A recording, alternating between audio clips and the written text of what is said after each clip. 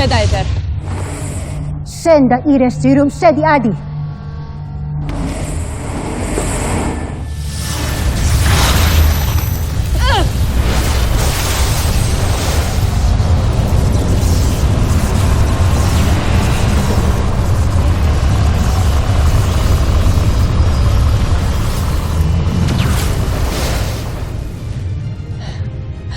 Moliguar subinte corum delum, et lardeum morte florum!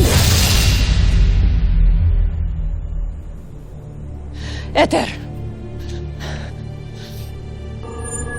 Huwag sanang muling mabalot si Ether ng dilim.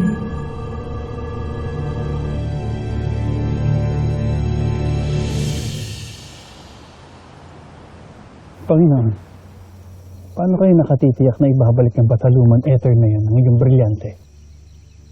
Isang malaking bahagi ng aking brilyante ang tumama sa kanyang katawan. Kaya't nilukuban na siya ng aking kapangyarihan. Hindi siya makakatakas o makakatanggi sa aking utos. At ilang sandali na lamang ay makakapiling ko ng muli ang aking pinakatatanging brilyante. Talaga?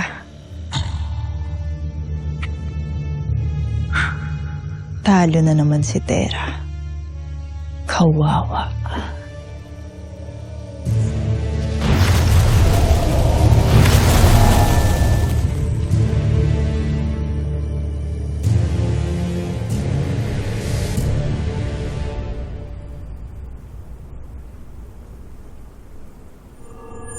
Ikinalulungkot ko, subalit hindi ko na rin siya napigilan. At siyak na iisa lamang ang pupuntahan ni Batalumang Ether. Si Gargan. Correct ka dyan, Bataluman. Nanggigigil na ako sa Gargan na yan. Sigurado ko maghahasik na naman siya ng lagim sa Encantadia. Lalo na ngayon, na nakabalik sa kanya yung mga tira-tirang peraso ng brilyante niya. Bataluman, kailangan na naming makabalik. Kailangan nang maipaalam sa ibang nangyari. Lyra, Gaia, maaari na kayong mamalagi muli rito sa Devas. Huwag kayong mangamba, sapagkat hindi na kayo maparurusahan sa iyong pagtakas. Gawa ng inyong ginawang pagtulong sa Encantadia. Bataluman,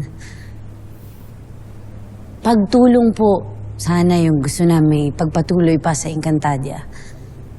Baka naman po pwedeng idamay nyo na kami dun sa request ng aking inay. Doon muna kami sa Encantadia hanggang matapos lang po ang gulo. Diba, Gaia? Gusto mo din? Siyang tunay. Ngunit, Bataluman, maaari bang makausap ko muna ang aking ado?